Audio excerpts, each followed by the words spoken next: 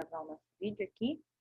Boa noite para vocês, então. Vamos dar continuidade na nossa disciplina, né? Sistema e processos mecânicos. Vou espelhar aqui a minha tela para vocês. Aqui. Deixa eu acessar Newton e Marcos. Pronto.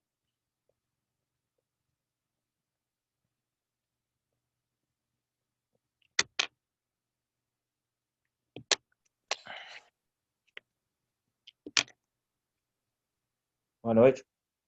Boa noite.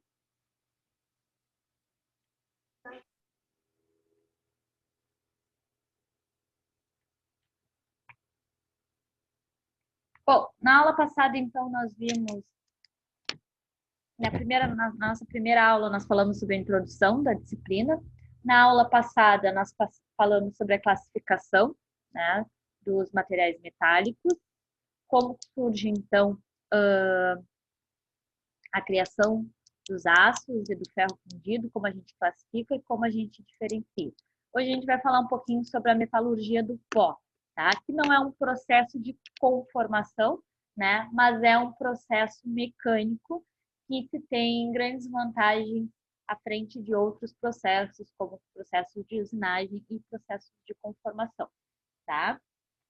Deixa eu aceitar o Ariel aqui.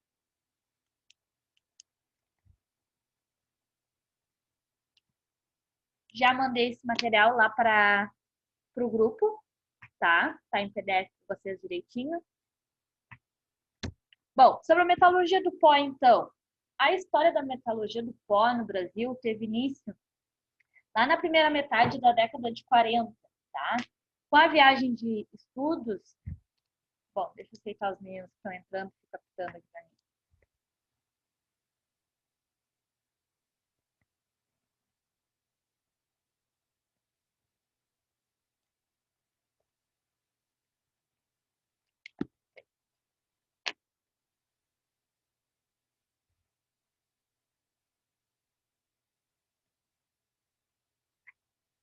Então, a metalurgia do pó apareceu no Brasil na década de 40, tá? Veio dos Estados Unidos a ideia da metalurgia do pó, culminado com a instalação, né, de um laboratório de uma usina experimental de metalurgia do pó lá em São Paulo, em 1948. Hoje são inúmeras, né, as aplicações de peças produzidas por sinterização. Essa tecnologia, comparada com a metalurgia convencional, que é o que a gente conhece de processos mecânicos de conformação e usinagem, tornou-se competitiva tanto por razões tecnológicas quanto por razões econômicas, onde foi preciso reduzir, né, grandes quantidades de peças de peças complexas. Sempre haverá espaço para a metalurgia do pó.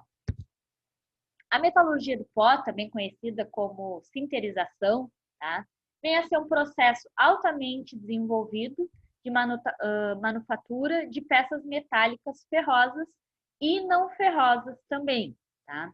É um processo de fabricação de peças que se distingue dos processos metalúrgicos convencionais, né? Pelo uso de pós metálicos e não metálicos como matéria-prima, diferente dos outros, né, processos que têm o material metálico ou não metálico na fase sólida e inteira, né? A gente compra em blocos, em chapas, e o processo mecânico se dá depois dessas peças como um todo. As peças são obtidas com a ausência da fase líquida, né, que é bem diferente dos outros processos, ou apenas uma presença parcial, um pouco do conjunto como um todo, na fase líquida, com possibilidade de produção da forma definida, tá? Com tolerâncias muito estreitas. As tolerâncias metrológicas das peças que se dão através da metalurgia do pó, em geral, são melhores que dos demais processos. Em outras palavras, né, o processo de fabricação, em que a forma de uma certa peça é dada pela densificação de pó sem uma matriz ou um molde. Quantos processos de fabricação em média seriam necessários para produzir as seguintes peças, tá? Peças com geometria complexas, tá? Como engrenagens, por exemplo, elas dificilmente passam por um único processo até terem a forma final, né? Elas necessitam tanto de processos de conformação quanto processos de usinagem. E às vezes mais de uma etapa para chegar na geometria final, né? Enquanto no processo pela metalurgia do pó, se tem apenas um processo num todo, né? Não são várias etapas dentro de um processo, mas apenas um processo. Bom, com a metalurgia do pó, então, em apenas um processo de fabricação, se obtém peças de grande complexidade, tá? Geometria complexa, com muitos rasgos, furos, podendo serem utilizadas logo após a fabricação, sem necessidade de um processo posterior, né? É muito comum, depois da conformação, se fazer necessário, então, processos de tratamento térmico, enquanto na metalurgia do pó é muito comum que não se tenha necessidade de fazer nenhum tipo de processo depois, seja para melhorar ou as propriedades mecânicas, dureza, tenacidade, ductilidade, ou ainda, né, a qualidade superficial. A gente consegue controlar a qualidade superficial dentro do processo da metalurgia do pó. Bom, a metalurgia do pó é uma fonte produtora de peças para praticamente todos os ramos da indústria, né? Tem a parte automobilística, a parte da informática, aeroespacial, de materiais eletroeletrônicos, de equipamentos e implementos agrícolas, têxteis e vários outros, tá? Inclusive na área da saúde, com algumas próteses. A metalurgia do pó é um processo em que a economia de material é levada ao extremo, né? Não se tem desperdício da matéria-prima. Com mínimas perdas de matéria-prima, as perdas na usinagem convencional, por exemplo, podem chegar até 50%, né, da matéria-prima. Dependendo da geometria que eu quero, metade da minha matéria-prima eu não vou aproveitar. Claro, vou reutilizar ela depois, mas ela tem que passar por todo um processo, né, para poder ser reutilizado. Então, o desperdício de matéria-prima na usinagem é muito alto. Certas ligas podem ser obtidas pela metalurgia do pó, né? A gente viu o que forma, então, um aço carbono, um aço liga. Cada elemento tem uma participação no comportamento final, né, daquele componente. Então, eu posso pensar aonde que eu vou aplicar aquele material e ver que características que eu quero. Eu quero que ele seja extremamente duro, que ele tenha alguma certa tenacidade, né? Deixa eu aceitar que tem um colega tentando entrar.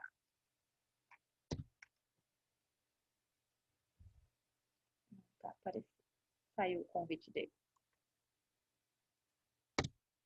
Ih, voltou.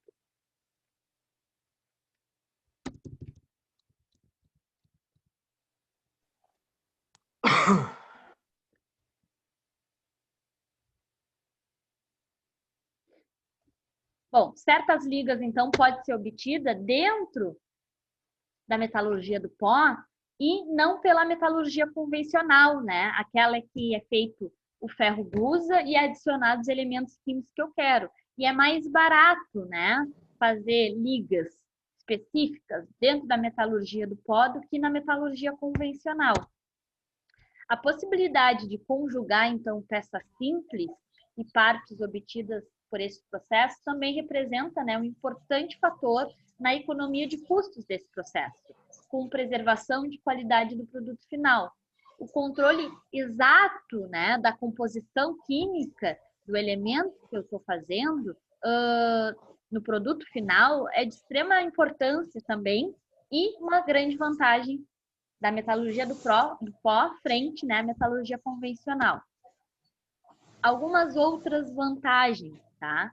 A redução ou eliminação das operações de usinagem, né, que consequentemente a gente economiza dinheiro, o bom acabamento superficial, a pureza dos produtos obtidos, né, é aquilo que a gente falou lá de liquidez. Deixa eu anotar os colegas que estão entrando.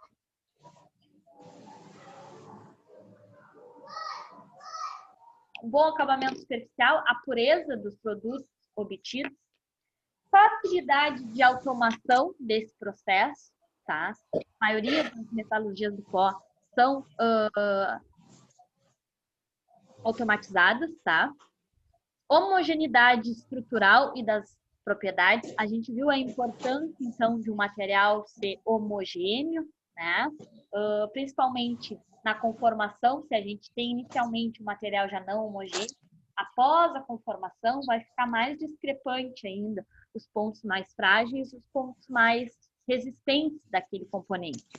E uso mais eficiente de energia. Desvantagem desse tipo de processo. Algumas limitações ainda não são superadas, né? Tornam a metalurgia do pó uma solução inviável em algumas situações, tá? Em outras situações, a metalurgia do pó não é o último processo. Grande parte dos produtos, né, passa pelo processo da metalurgia do pó e pronto. Alguns podem sofrer alguns processos adicionais.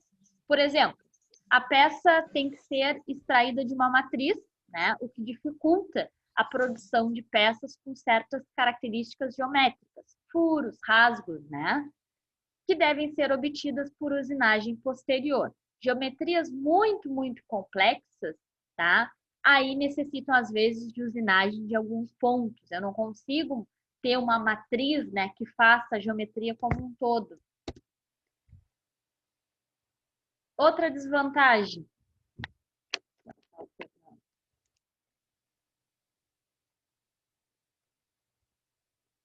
Outra desvantagem, então, da metalurgia do pó, o custo inicial, tá? O ferramental desse processo é caro. Então, é necessário que se tenham grandes produções, né? Eu tenho a produção em massa para compensar o investimento desse tipo de processo.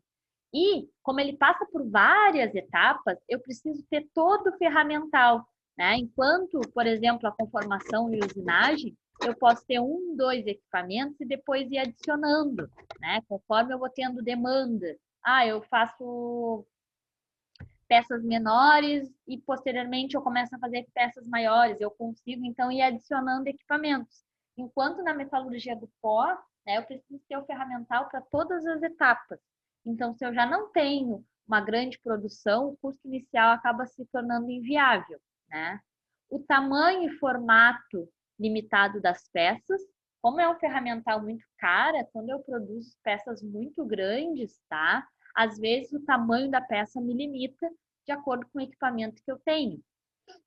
Impede processos posteriores de soldagem, né? Devido ao comprometimento das propriedades físicas e químicas, devido à porosidade da peça, tá? Então, peças que são feitas através da metalurgia do pó, elas não podem ser usinadas. Algumas aplicações, tá? Antes da gente ver os processos direitinho, por todas as etapas que passam, então, vamos ver algumas das diferentes áreas de aplicação.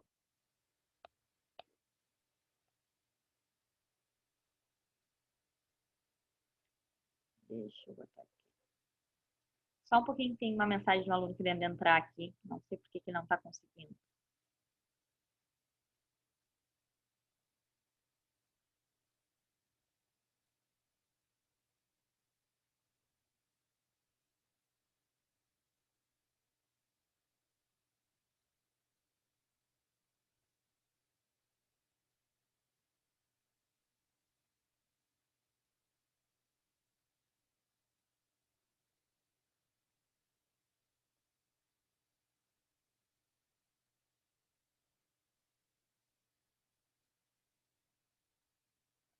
Bom, filtros sinterizados, tá? São produzidos através da metalurgia do pó.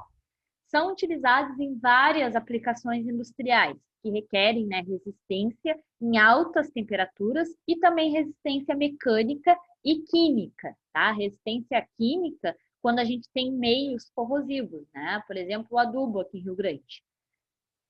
Filtragem de gases, óleos, combustíveis e minerais. Deixa eu aceitar o jogo aí.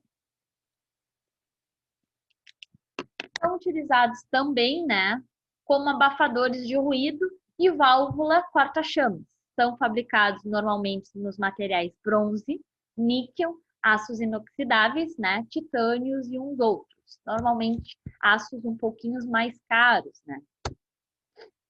Ó, aqui uma figura de alguns tipos de filtros. Outra aplicação, mancais autolubrificantes. Uma das características da metalurgia do pó é possibilitar, né, o controle da porosidade final do produto. Isso que é muito interessante.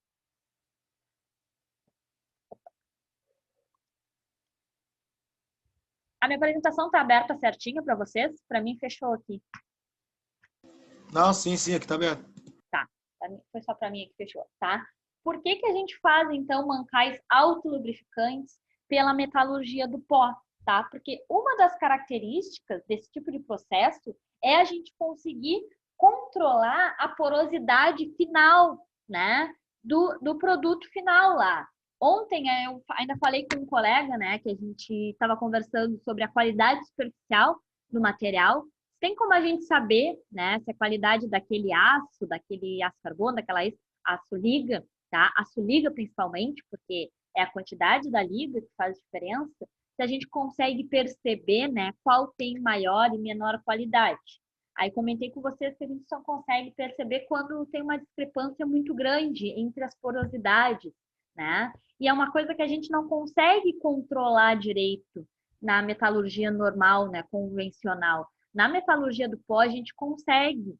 Às vezes, a gente quer uma qualidade superficial muito boa, né? Principalmente em lugares que a gente não quer que haja o atrito, né? Por exemplo, rolamentos. A gente quer que o rolamento tenha um movimento, né, perfeito e que não haja o atrito. A ideia do rolamento é diminuir o atrito e o desgaste, né? Só que tem algumas peças que a gente quer que aconteça o atrito, que a gente quer que tenha uma porosidade. Por exemplo, os mancais autolubrificantes, né? Qual é o intuito da porosidade, tanto nos mancais quanto qualquer outro componente que tenha como objetivo a lubrificação, tá, gente? A porosidade existente no mancal, ela pode ser preenchida com óleo. O que é a porosidade? São pequenos ou rasgos, né? Ou lacunas ali na minha superfície. Muito pequeno, claro, mas é suficiente para armazenar óleo lubrificante, né? Além de lubrificar, o óleo, quando fica aprisionado na superfície, tá? Ele também funciona como um resfriamento. Tá? Imaginem só que eu tenho duas peças, né, se atritando entre si. O óleo está ali entre elas, né? Então aquele óleo vai se aquecendo. Quando eu tenho uma lacuna e o óleo cai, se aprisiona nessa lacuna, né? Ele não tem o contato. É literalmente. Deixa eu diminuir aqui. Não sei cadê a coisa. Isso é interessante, tá?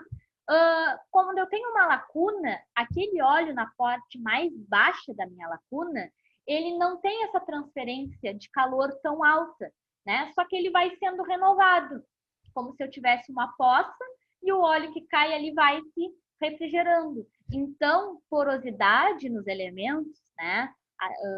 Nem sempre é um malefício, às vezes é um benefício, principalmente nos elementos autolubrificantes, tá? A gente está falando ali de mancais, mas isso serve para todos. Normalmente são de materiais com uma qualidade superficial não ruim, mas com porosidade, e a intenção é essa, né? Para que eu tenha uma melhor lubrificação e para que eu tenha uma melhor refrigeração, né, do elemento como um todo.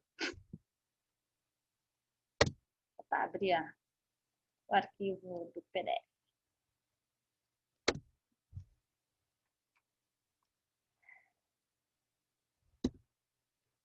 Aqui a figura, né, de mancais autolubrificantes, a gente consegue perceber ali que a qualidade superficial dela não é lisinha, né?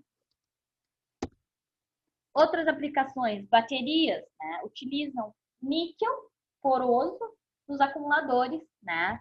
E nas pilhas também. Próteses também são aplicações, né? São implantes cirúrgicos, são recobertos com liga porosa, né, à base de cobalto e titânio, né? O titânio entra como um agente que é inerente ao corpo humano, tá? E também porque tem alta resistência, tá? Por isso que as próteses, em geral, são caras, tá, gente? Porque elas são feitas de titânio, principalmente pela resistência, né? Imaginem só, fazer uma cirurgia para tu botar uma prótese, se é um lugar que tu mexe muito, como por exemplo o joelho, o desgaste é muito alto. Aí se eu não boto material de qualidade, em pouco tempo eu vou ter que substituir, né? E também porque ele é inerente. Alguns outros metais, eles reagem com o nosso organismo, tá? São poucos aqueles que são totalmente inerentes. Por isso que acaba se utilizando muito o titânio, né? Junto com alguma outra liga para dar uma tenacidade. Permite que o tecido ósseo, né, penetre nos poros ali e assegure uma boa ligação do implante. Por isso que eles são porosos, né? Para eu ter uma melhor, digamos que, conexão, né, entre o meu implante e o meu corpo. Se ele tivesse um acabamento superficial, né, alto, praticamente liso, não ia ter esse acoplamento perfeito. Algumas imagens, ó.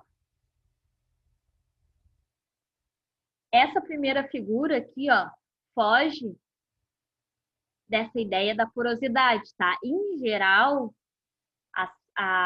os implantes, tá? Eles têm superfície rugosa para melhor acoplamento, tá? Essa daqui da perna, que também é utilizada no ombro, essa do cantinho esquerdo aqui, tá, gente? É o contrário, porque a ideia do movimento, né, dessa bolinha aqui é fazer o movimento relativo da prótese com o outro osso. Então, se ela for porosa, o que vai acontecer ali?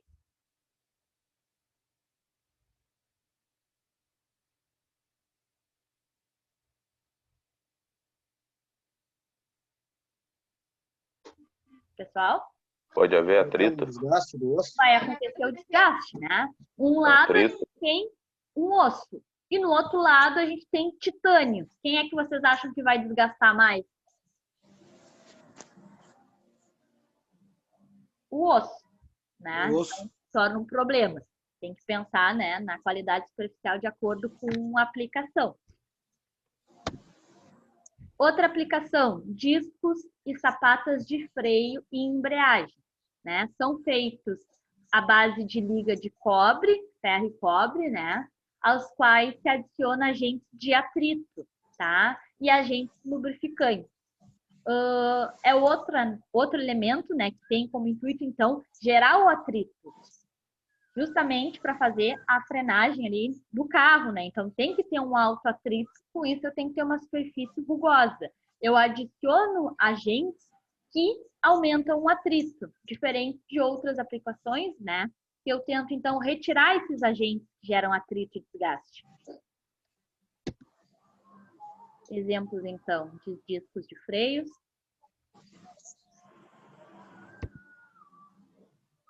Contatos elétricos também são outras aplicações, tá?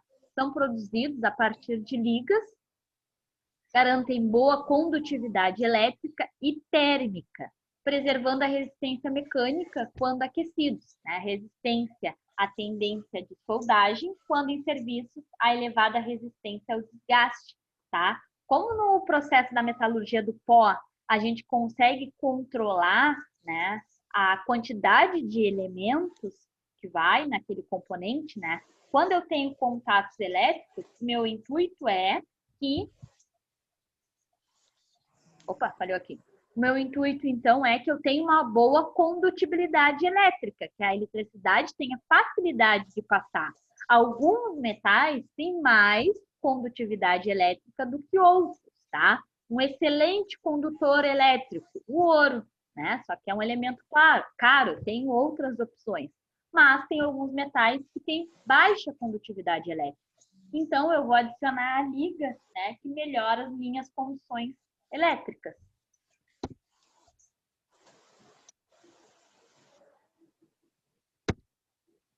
Outra aplicação, ligas magnéticas, tá?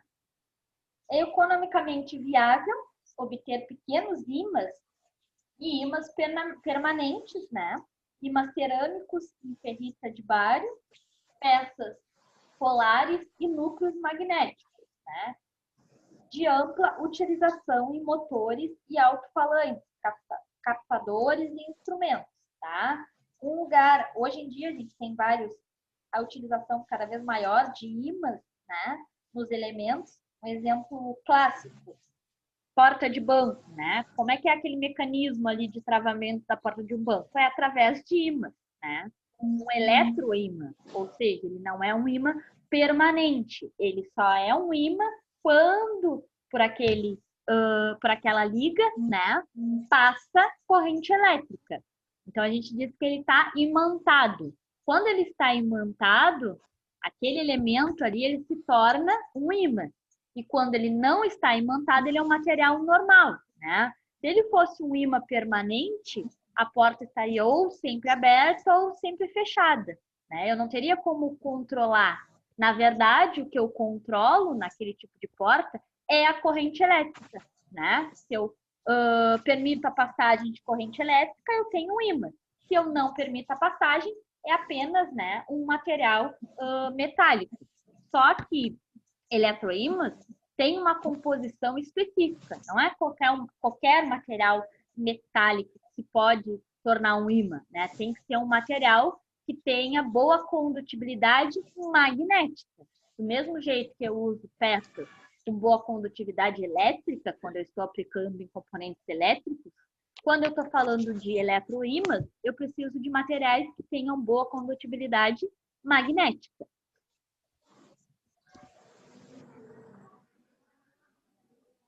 Guitarras, tá? Instrumentos de som também tem eletroímãs.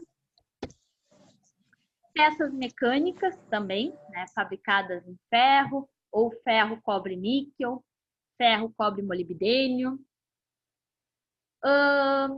Com ou sem carbono, né? São usados em engrenagens do eixo. São utilizados em virabrequins, garfos, buchas da junta, doma cinética, anéis sincronizadores, né? Cubo polia da bomba d'água, amortecedores, pistões, entre outros exemplos. Uma imagem, então, das peças mecânicas. Ferramentas de corte também, né? Produção de ferramentas de corte de metal duro, né? É uma opção, então, para a realização de materiais que tem que ter altíssima dureza. Então, eu consigo, né, fazer uma liga com elementos que eram como característica o aumento da dureza do material. A imagem de algumas ferramentas de corte.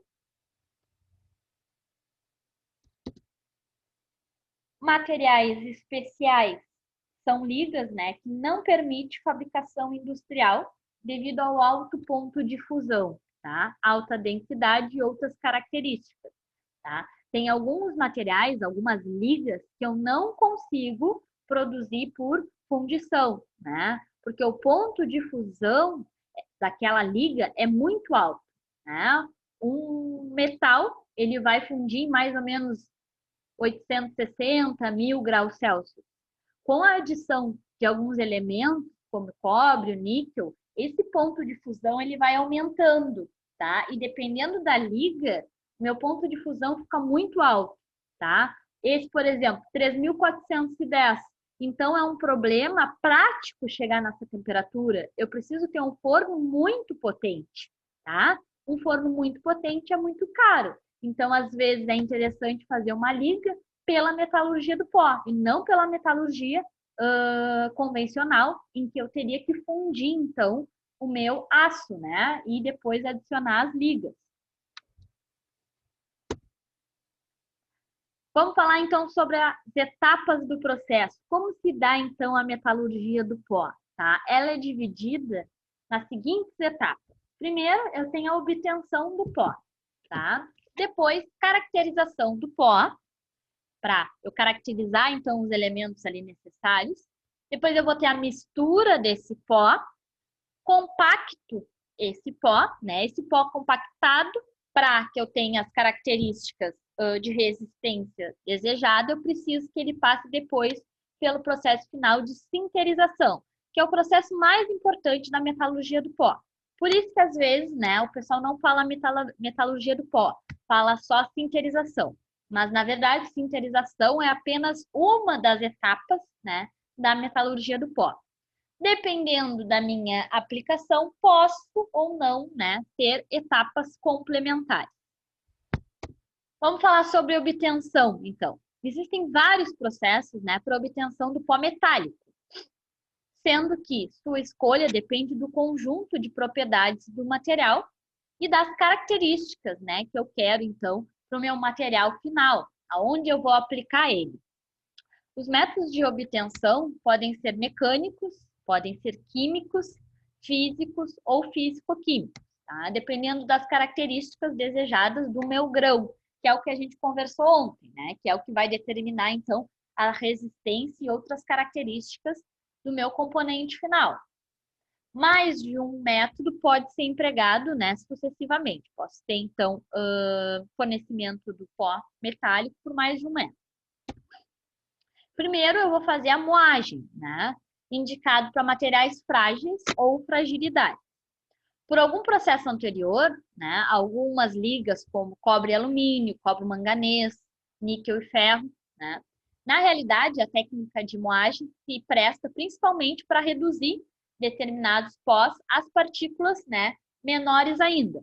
Normalmente, o meu material, ele vem através de partes pequenas, assim, né, mas são partes, não são um pó ainda. Então, é preciso passar pela moagem, né? O equipamento utilizado conta principalmente de moinhos vibratórios e com atrito, né? Justamente para ir fragmentando mais essas partículas. O moinho de bola é um equipamento com rotação horizontal, proporcionado, então, por uma engrenagem externa, tá? Os materiais são transferidos uniformemente para a camada de moagem através de uma haste tubular. Então, eu vou jogando ali todo o meu material, qual eu desejo fragmentar mais. A força centrífuga, né, causa pela rotação e pelo tambor, eleva essas bolas de aço até certa altura, né? E por impacto elas acabam quebrando e tornando partículas menores. Aqui um exemplo de um moedor. Depois da moagem, eu preciso fazer o cold stream, tá? Que nada mais é que fragmentar mais ainda. Só o moedor, ele não tem a capacidade de deixar o meu material, né, tão pequeno quanto se faz necessário no processo. Então, é necessário que se faça... não podemos chamar de nova moagem, porque não é um processo igual, não passa por um tubo. Mas é para fragmentar mais ainda as minhas partículas, né? Esse pó ainda grosseiro, então, é arrastado por um fluxo de gás sobre alta pressão, através de um tubo, né? Alcançando uma câmara grande ali que vai ficar tudo armazenado. Ao atingir essa câmara, então, o gás sofre uma expansão que, consequentemente, diminui, né, brusca a temperatura. Então, eu diminuo a temperatura daquela câmara ali, onde estão os meus fragmentos. O pó, em alta velocidade, ele colide com um alvo instalado dentro da câmara. Então, nada mais são que obstáculos, né? Partes que eu coloco fixo ali dentro da minha câmara. Eu resfrio o meu pó, né? O que acontece com os metais quando ele está resfriado?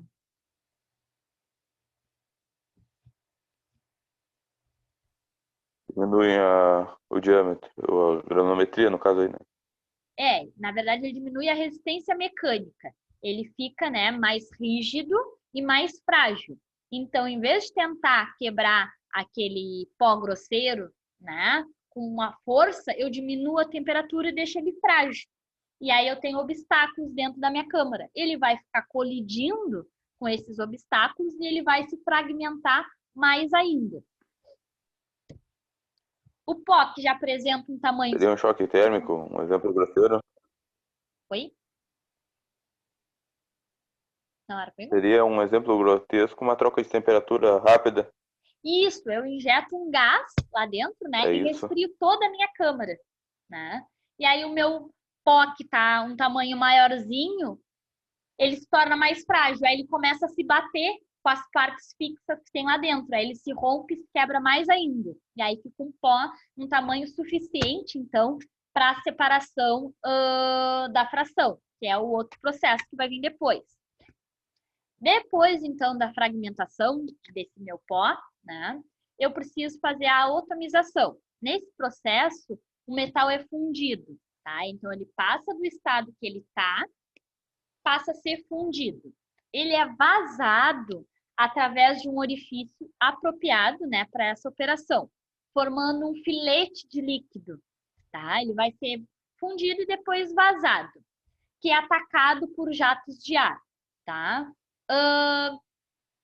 Ou de ar, ou de gás, ou de água, tá? A ideia desse jato é dar um choque térmico nesses meus filetes que estão saindo na forma líquida e quente, tá? Provoca, então, a pulverização desses filetes do seu imediato resfriamento. O pó é recolhido, é reduzido, tá? Esse pó, então, é recolhido e peneirado, então eu consigo distinguir os tamanhos ali.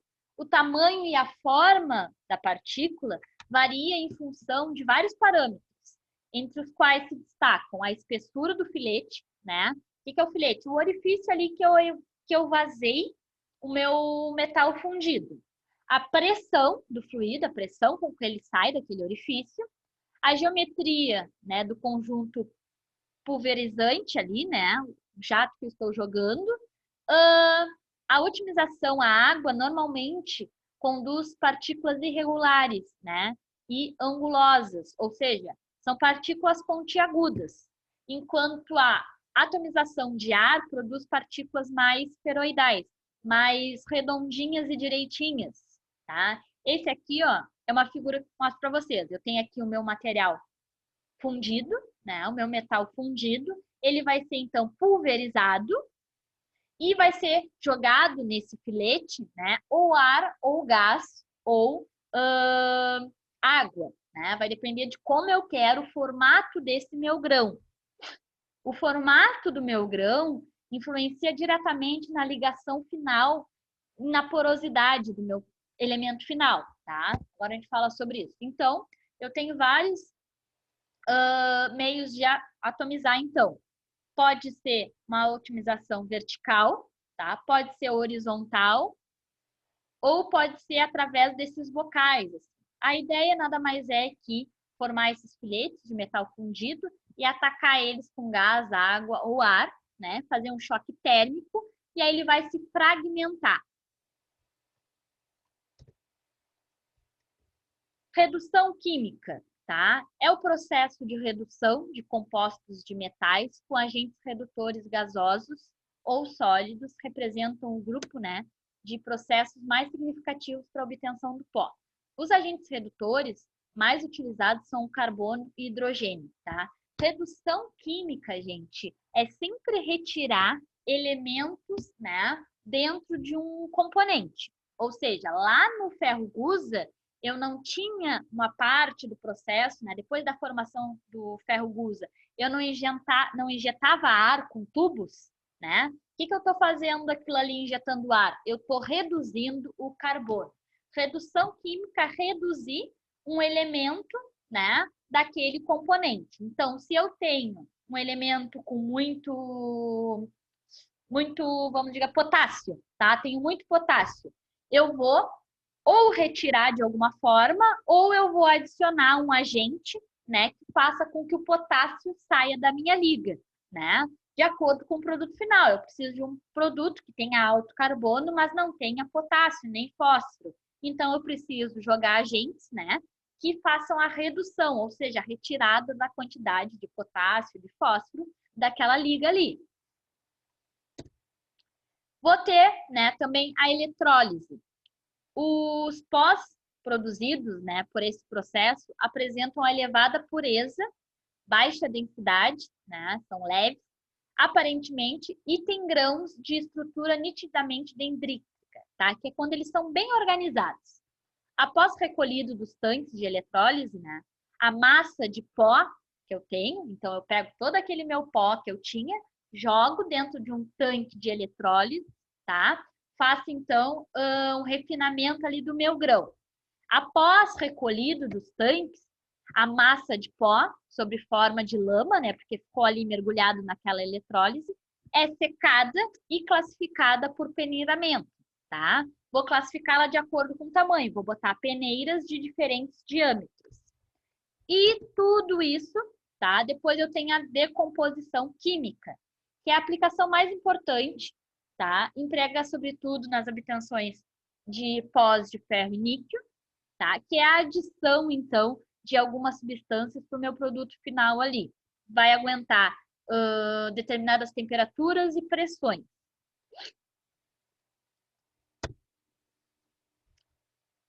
Esse aqui eu já falei para vocês. Tá? Entre as características mais importantes dos pós metálicos estão, tá, a forma e o tamanho da partícula. Por isso que a gente passa por vários processos, né? E eles podem ser um pouquinho diferentes. Às vezes eu injeto água, às vezes injeto ar, gás. Dependendo do resultado final que eu quero, eu jogo diferentes elementos, tá? Isso tudo é para gerar um pó com determinadas características, com alguns tamanhos e geometria. É, digamos assim, que a cara do pó, que é o que vai, né, influenciar no meu produto final. Então, eu tenho pós de diferentes tamanhos, né, e partículas. As dimensões das partículas, elas variam de mais ou menos 400 micrômetros até 0,1. Por outro lado, né, visto ser raro encontrar partículas de tamanho uniforme, é necessário, né, determinar a distribuição quantitativa de partículas entre as diversas dimensões, o que se faz geralmente, né, pelo processo de peneiramento. Então, eu classifico as minhas partículas de acordo com seus tamanhos. A forma da partícula, tá? Não só o tamanho, mas a forma daquela partícula também faz muita influência lá no meu produto final. De acordo com os processos de fabricação dos pós, né, suas partículas exibem uma grande variedade de formas, tais como esféricas, uniformes, né, bem redondinha, esferoides ou em gotas, né, que é o processo de atomização, esponjosa irregular, que é pelo processo de redução, dendrítica, tá, que é pelo processo de eletrose, e angular, que é pelo processo de moagem, tá? Posso ter nodular também, dentre outros. Todos esses meus processos têm como objetivo, então, formar uma partícula, seja ela com aquele tamanho específico e uma forma específica.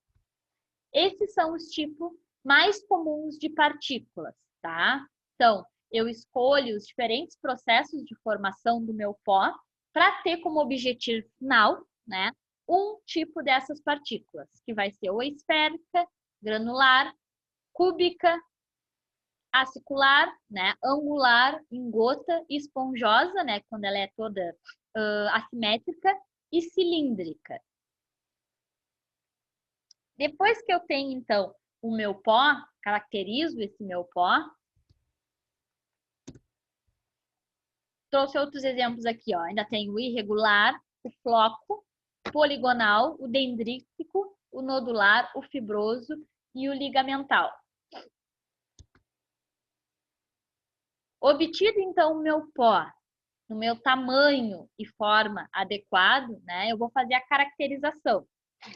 Nas figuras a seguir, tá, eu tenho as imagens microscópicas de vários pós, que é aqueles ali que a gente viu, tá, só que é uma imagem real do pó e não uma figura. Caracterizado pelo material e processo de fabricação do pó, tá? Então, ali no primeiro eu tenho só que tipo de pó ele é. Eu tenho telúrico, tá, moído. No B eu tenho liga de ferro, no C tungstênio, no D estanho, no E liga de ferro e no F também estanho, mas com outro tipo de resfriamento, tá? Só para vocês verem de uma forma real como que esses pós, né, têm diferentes formas e tamanhos. Claro que os pós, né, esse primeiro aqui da parte superior esquerda, esse aqui é o esférico, tá, gente? Claro que eles não vão ser todos do mesmo tamanho e não perfeitamente redondinhos, né? Mas eles têm uma característica igual, né? Não vão ser todos iguais, mas eles são parecidos. Ao lado a gente tem o cúbico, tá? Então, a gente classifica ele de acordo com a forma para o meu produto final. Aqui eu trouxe mais uns exemplos, né?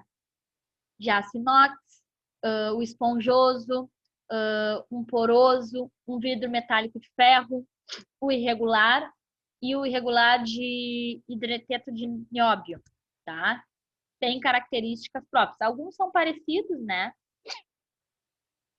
Mas cada um tem essas características próprias e a forma dele faz influência direta na ligação, né, do meu componente. Então, vai dizer se eu tenho mais ligações mais fortes ou ligações mais fracas.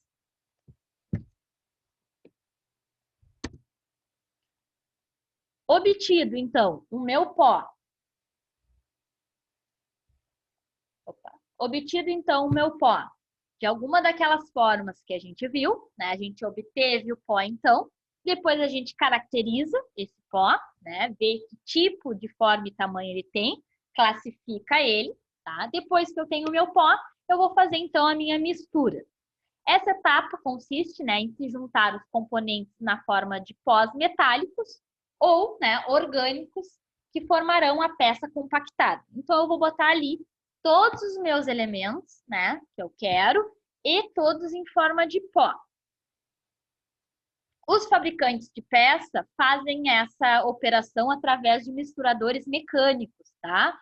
Ou compram as misturas já humanizadas. Tem misturas, ligas, bem comuns. Então, já compram elas em forma de pó, tá? Já prontas, na porcentagem certa de cada elemento. São propriedades muito importantes na mistura, tá? Homogeneidade, tá? Que é uma mistura como um todo, eu não vou ter.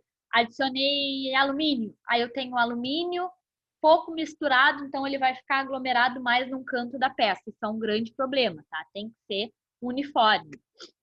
O escoamento, que permite a transferência da mistura para a cavidade onde ela apresenta, tá? Tem que ser uniforme e regular. Por quê?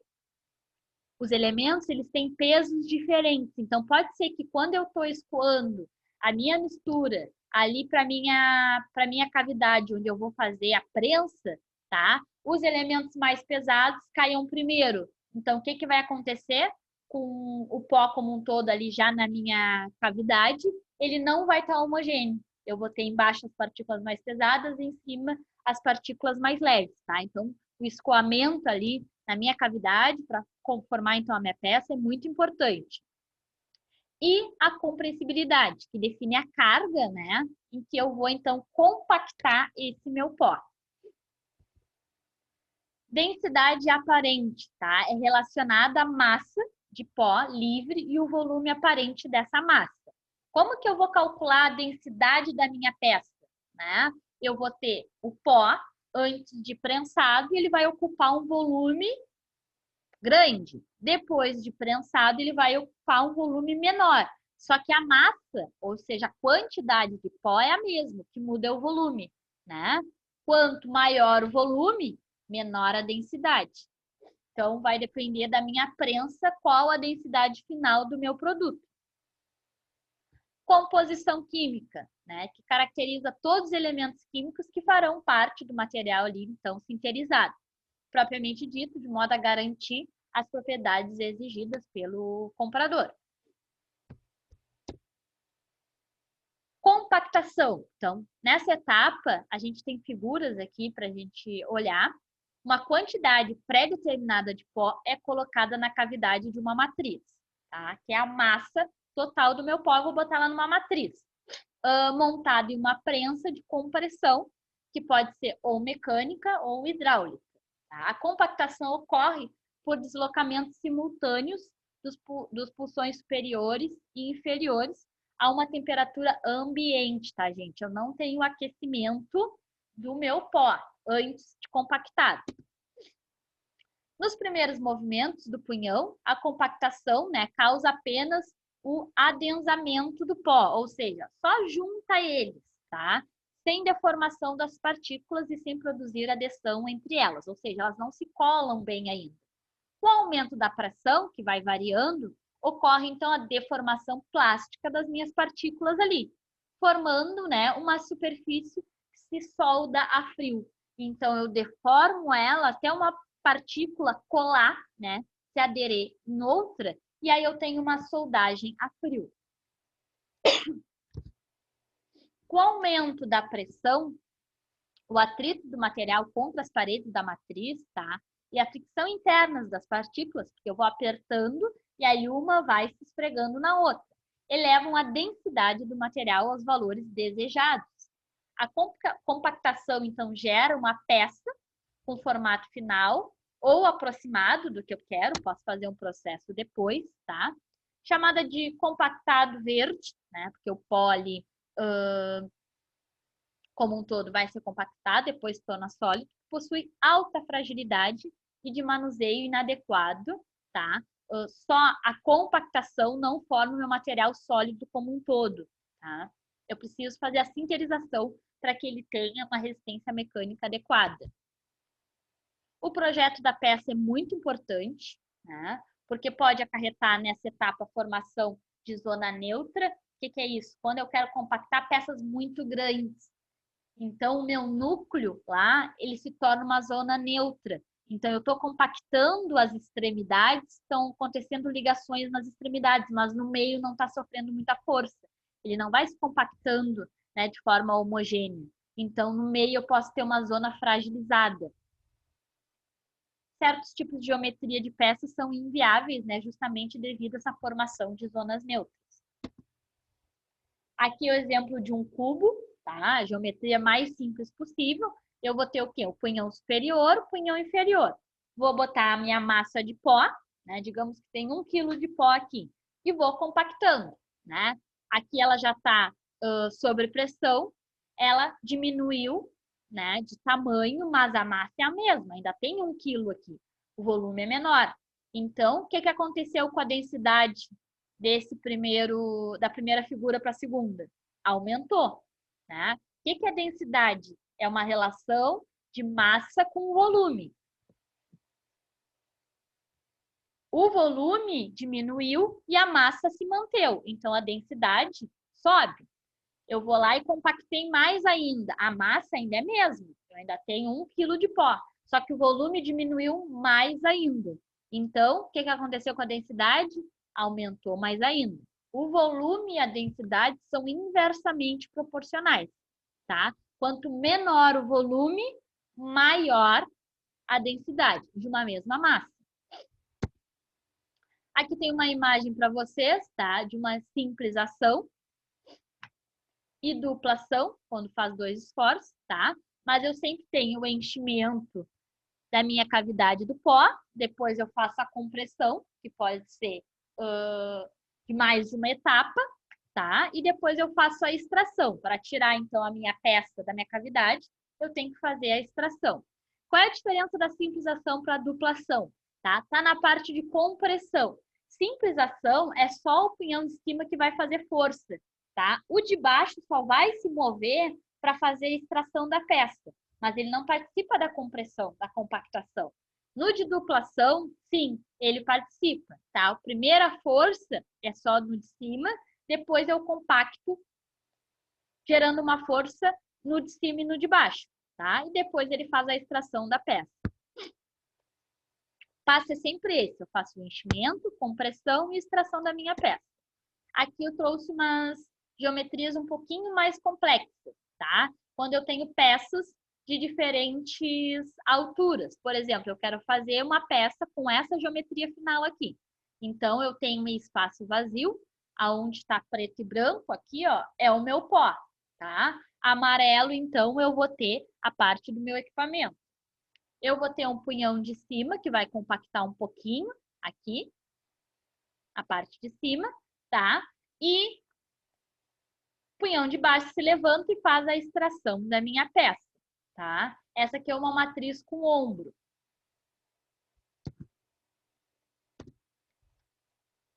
Tenho também múltiplas pulsões, tá? Ó, tenho aqui a forma do meu pó, faço a primeira compressão de cima, depois faço a extração da minha peça. Posso ter peças com várias alturas, tá? Esses pulsões aqui, eles vão se mexendo de acordo com a geometria que eu quero, tá?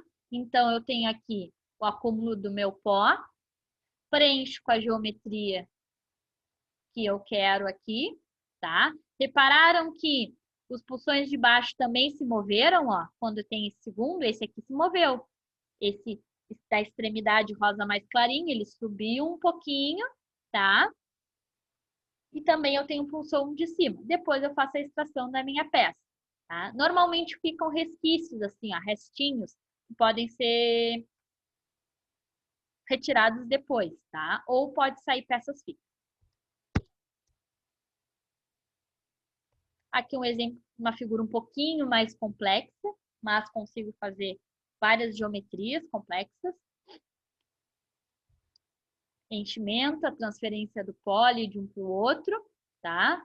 Depois a compressão. Esse aqui só tem o adiciono da transferência do pó, que é ele entrar nessa cavidade aqui, ó, depois que o pulsão de cima desce um pouquinho, ó. Aqui ele estava reto, o pulsão de cima vai descer mais um pouquinho para formar esse ombro aqui na parte superior. Compactação de peças com furo cego, tá? Vou ter, então, a adição do meu pó, depois eu faço a compressão, depois eu faço a extração. Depois de feita a compactação, então, da minha peça, é necessário que eu faça a sinterização, né? O compactado verde, que é aquele compactado de pó, dentro ou fora da matriz, né? É aquecido a temperaturas altas, mas que permanecem abaixo da temperatura de fusão do metal. A partir do momento que eu fundi aquele pó, tá? Eu perdi todo o meu processo. É só para aumentar a temperatura. Além da temperatura, são controladas a velocidade de aquecimento e resfriamento, tá? Às vezes rápido, às vezes lento, às vezes se mantém em determinada atmosfera. Então, eu aqueço até 200 graus, deixo 2 horas em 200 graus, depois resfrio. O tempo de aquecimento melhora o mecanismo de coesão, tá? Que é a conexão de uma partícula com outra do compactado. Em contrapartida, né, temperaturas próximas à difusão do metal geram obtenção da força coesiva máxima em um curto espaço de tempo, tá? Essa temperatura, tá, ela influencia diretamente também na qualidade superficial do meu elemento. O controle da atmosfera possui as seguintes funções, tá? Fazer esse aquecimento e resfriamento num tempo controlado, ou seja, controlar a atmosfera, tempo e temperatura. Ela serve, então, para prevenir ou minimizar as reações químicas entre o compacto verde e os gases da atmosfera, evita a oxidação, né? Remove impurezas superficiais e internas existentes, tá? E, eventualmente, fornece um ou mais elementos químicos ali para o elemento como um todo. A sinterização é feita normalmente em fornos contínuos, tá? Caracterizado por 3 zonas.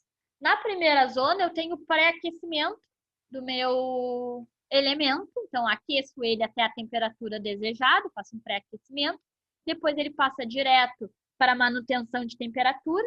Aqui eu posso manter ele pré-aquecido ou aumentar mais ainda a temperatura, e eu deixo aqui ele no tempo recomendado, 1 hora, 2 horas, 15 minutos, tá? Depois do tempo, ele passa direto para a parte de resfriamento, tá? Esse resfriamento é controlado, pode ser lento, pode ser rápido e pode ser a temperatura ambiente. Durante a sinterização, ocorrem reações químicas e físicas, né? Porque eu tinha aquele pó, depois eu aqueci ele entre as partículas, reduzindo, em alguns casos, até eliminando a porosidade existente no compacto, tá? A contratação do compacto verde, em comparação com a peça final, chega a ser de 40% do volume, sendo uma redução linear de 16%, tá? Então, eu controlo nessa sinterização a qualidade superficial da minha peça. Resumindo, os fenômenos que ocorrem na sinterização são ligação inicial entre as partículas, né? Crescimento da ligação, fechamento dos canais que interligam os poros ali, diminui a fragilidade, né? Arredondamento desses poros, densificação ou contratação dos poros, né? E crescimento eventual dos poros ali. Caso eu queira, né, que eles cresçam, eu posso fazer isso no meu forno contínuo. Aqui eu tenho uma amostra sinterizada, tá? É uma liga de ferro, níquel e potássio. Então, antes de entrar no forno, ela é assim, ó, vários grãos, né? Com alguns defeitos. O que são os defeitos de vazio aqui, ó? Esses espaços que não tem nada, tá? Esse grão, ele vai se aumentando, vai se juntando, né? Esses vazios, eles vão saindo, chegam até essa microtextura final aqui, ó. Em que eu tenho algumas partes. O que são esses pontinhos pretos? São alguns elementos, como níquel e potássio. E o que é a parte cinza? É a parte de ferro, tá? O ferro aparece na microvisualização assim, sempre cinza. E os outros elementos são esses aglutinados aqui. Então, esse material ele se torna muito mais homogêneo, tá? E resistente do que antes da sinterização. Nem sempre a peça, né, termina no processo convencional ali do pó. Operações complementares podem ser feitas para melhorar essa qualidade, né? Então, a gente pode fazer processos complementares para ter um melhor acabamento, uma maior precisão dimensional da minha peça, né? Uma melhor densidade ou dureza e resistência mecânica. Alguns das etapas complementares, então, eu posso fazer a calibragem, tá? Que é durante a sinterização, as peças podem sofrer mudanças não esperadas na dimensão, né? Por exemplo, se eu tenho muitos vazios, né? Se eu tenho muitos defeitos vazios, sinterizo o meu elemento, esse vazio sai, né? Não é que esse vazio sai, esse vazio é preenchido por aqueles elementos. Então, o volume como um todo pode diminuir de forma significativa. Para corrigir esses defeitos, então, a gente utiliza a calibragem, que é uma deformação plástica, né? Por aplicação de pressão em moldes específicos. Então, reajusto, né? Ele depois de sinterizado para ter uma dimensão, uma tolerância maior. Posso fazer a recompressão, que é uma nova compressão, né, após a sinterização. Ela aumenta a densidade, né, deixa mais compacto o meu material, né, enquanto na calibragem eu faço uma deformação, né, na recompressão eu faço uma compressão, então diminuo ainda mais o meu volume, aumentando a minha densidade. Esforços envolvidos são bem maiores que a calibragem, né? E só podem ser aplicados para certos tipos de material, como, por exemplo, pastilhas de metal duro utilizadas como ferramenta de usinagem, não podem ser recomprimidas, tá? Caso existam deformações, devem ser lapidadas ou retificadas. Posso fazer a usinagem, né? Quando eu tenho ali geometrias que eu não consegui fazer, alguns furos, alguns rasgos, posso fazer. Assim como na fundição, soldagem e conformação mecânica, muitas peças, né, após serem sinterizadas, sofrem posterior usinagem para conseguir configuração, né, projetada, que são esses furos e rasgos que eu desejo ter na peça. Roscas também, sangrias.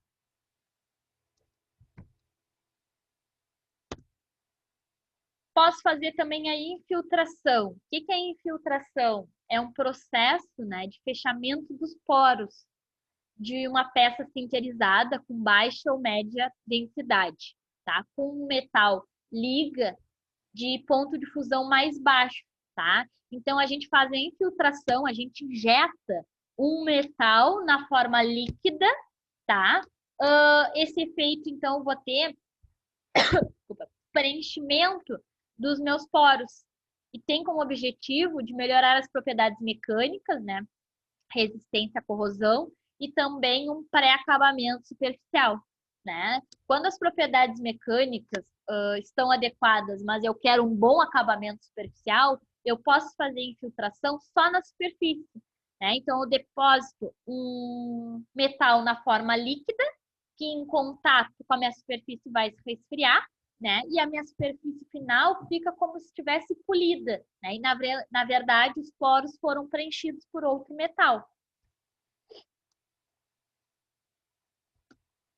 Impregnação, né, consiste em impregnar substâncias como óleos, graxas, impermeabilizantes, para evitar a corrosão e oxidação. É feita com banho quente, né, banho parcial ou a vácuo. Então, eu também infiltro, né, impregnantes nos meus poros, mas não metais, óleos, graxas, impermeabilizantes. Posso fazer a impregnação com resina também, tá? Assim como a infiltração metálica ou a impregnação, né, com os óleos, os poros da peça podem ser preenchidos também com resina, uma resina especial, né? Esse processo possui a restrição de temperatura, né? Porque a resina ela tem um baixo ponto de fusão. Então, eu não posso utilizar peças com impregnação de resina em lugares que vão ficar muito quentes. Senão, o que vai acontecer com a resina que está lá impregnada nos meus poros?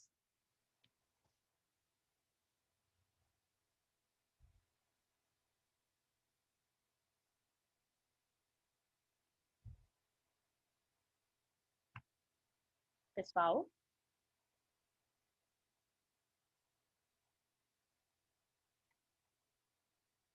que acontece com a resina dos meus poros se eu submeter ele a alta temperatura?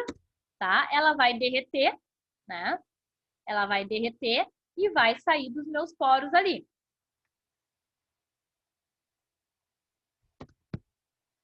Quando o processo de impregnação de resina é empregado, tá? Quando a peça for posteriormente passar por um tratamento superficial, né? Um processo líquido, como por exemplo zincagem, niquelação, eletrólise. O aumento da resistência mecânica e a resistência à fadiga, quando eu faço a impregnação de resina, tá? E ele sela as porosidades, permitindo o uso de aplicações onde seja exigida a estanqueidade, ou seja, ele não quer que aquele elemento seja um elemento vedante, né? Não vai passar nenhum tipo de fluido ou pó sobre ele. Posso fazer também tratamentos térmicos, tá? É possível fazer tratamento térmico nas peças que foram feitas através da metalurgia do pó. Alguns tratamentos podem ser aplicados, tá? E têm resultados semelhantes ao dos materiais convencionais. São usinados, fundidos, estampados, né? Deve-se tomar cuidado só com a temperatura, porque a gente não pode, né, fundir o meu pó que está ali sinterizado. Então, eu não posso chegar na temperatura de fusão dos elementos do meu material. Os tratamentos térmicos são possíveis fazer, né, depois da metalurgia do pó são têmpera e revenido, né? Normalmente eu faço a têmpera e depois o revenimento. Posso fazer a cementação, posso fazer a nitretação, carbonitretação e nitretação a plasma, tá? Que é uma nitretação um pouco mais tecnológica. Pessoal, deixa eu voltar aqui. Dúvidas sobre alguma das etapas do processo? Eu sei que esse tipo de processo ele tem muitos detalhes, né? A gente fala muito da parte química ali, mas é muito utilizado, tá? Então a gente precisa ter noção desse tipo de processo, tá? Mas até aí tranquilo? Sim? Então tá. Bom, eu vou liberar vocês. Por hoje era isso. A gente ia falar sobre metalurgia do pó, tá? E na aula que vem a gente vai começar a falar dos processos, né, de conformação. Né? Os dois tipos de sistema e processo que nós íamos conversar é metalurgia do pó e depois conformação. E aí na aula que vem a gente vai falar sobre laminação, né? Todo e qualquer tipo de laminação mecânica, então. Tá? Então tá, pessoal. Até amanhã. Boa noite para vocês. Fechou, boa noite. Boa noite, pessoal. Boa noite.